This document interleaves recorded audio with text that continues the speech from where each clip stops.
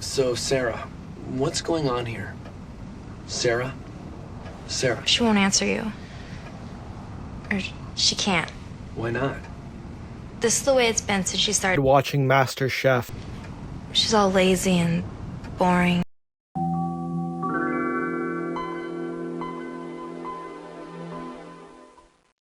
MasterChef, the show that gives home cooks a chance to learn from the best, the chance for one of them to win a golden ticket into the culinary world, and the chance for some of them to have their dishes and culinary careers sent to oblivion by this man, Joe Bastianich.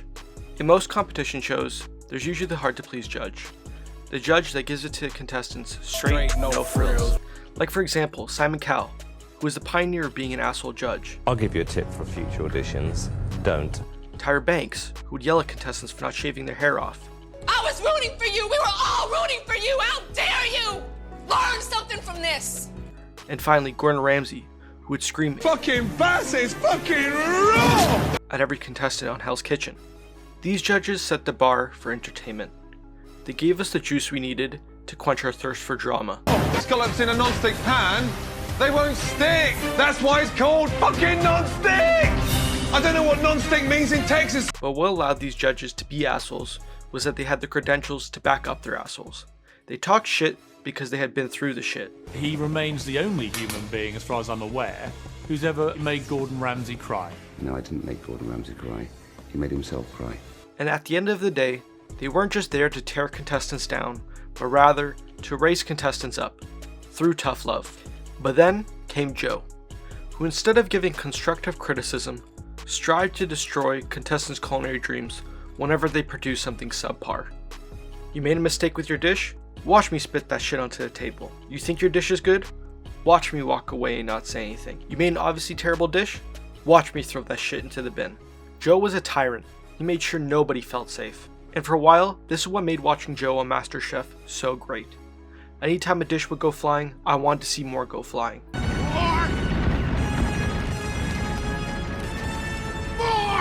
But after one too many flying plates, Joe's shtick became too much. It was like trying to drink juice through a toilet paper roll. As his shtick grew old, it got me raising questions. Like, how did Joe get so successful? And what were Joe's credentials? And the main question being, who is Joe?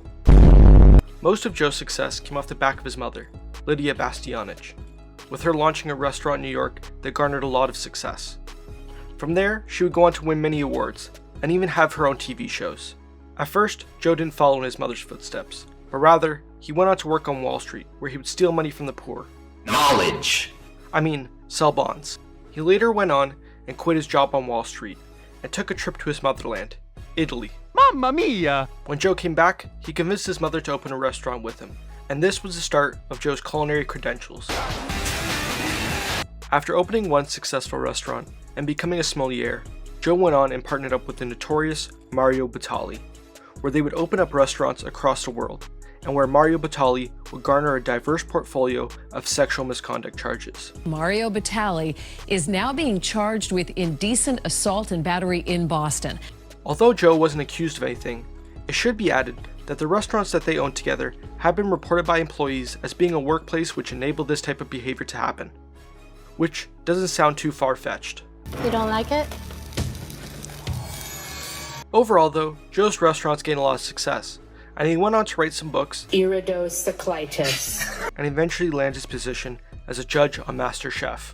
Although the long list of credentials, there's one thing that Joe isn't, and that is a chef. It was cooked properly, it was fresh. Yeah, it's mush. It tastes excellent to me.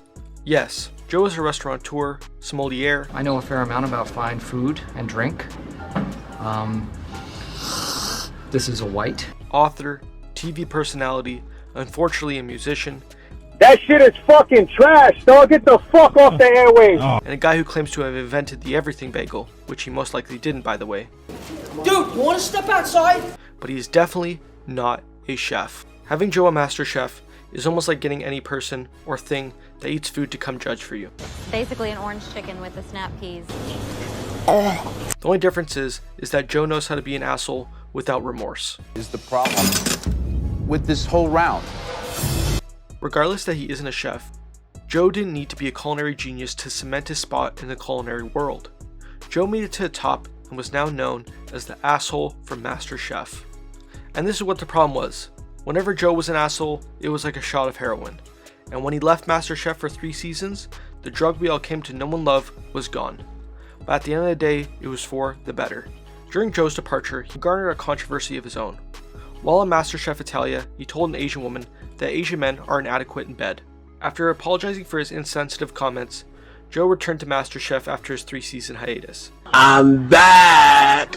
And came back with a new light and somewhat of a humbled ego. With Joe back, things have become a little bit more reined in for him. He's still blunt and to the point with contestants, but he now tries to give constructive criticism, even if he really doesn't know what he's talking about. Yeah, I disagree. I think the toast cheapens the dish. So you don't serve garlic bread in your restaurants? No. There's no such thing as garlic bread in Italy. So I think it cheapens it and makes... In a way though, it's sad to see Joe back with a new attitude towards contestants. Not because the show may be a little bit less entertaining, but because why couldn't Joe have been this way from the start? In an interview with Gordon Ramsay, he was asked if he was tougher on MasterChef contestants or on Hell's Kitchen contestants, and this was his response. MasterChef is completely different. These are amateurs that have full-time jobs as firefighters, school teachers, bank clerks, and so the journey from apron to finale, they finish like professional chefs. So the arc of that incredible, monumental journey is so exciting to see. With professional chefs in Hell's Kitchens, etc., I'm not going to tolerate their mistakes because they should know that stuff before they come anywhere near me. They know how to season. They should cook scallops and shellfish beautifully, and so if you're an executive chef and you're getting paid a lot of money per year, you should know how to cook. So, you know, I'm a lot tougher on them than I am on MasterChef. Plain and simple, Gordon understood the assignment, and Joe didn't. What's 9 plus 10? 21. And the reason why Gordon understood was because he had already been through the shit. He knew the difference between a home cook and a professional cook. He knew what their cooking levels were and what to expect from them. And Joe simply didn't. Joe only knew how to fill the role of the store manager that everybody hates. Hello there. Hello, darling. And so, for those contestants who had their dreams crushed and careers sent into oblivion by Joe, here's a memoriam in your honor.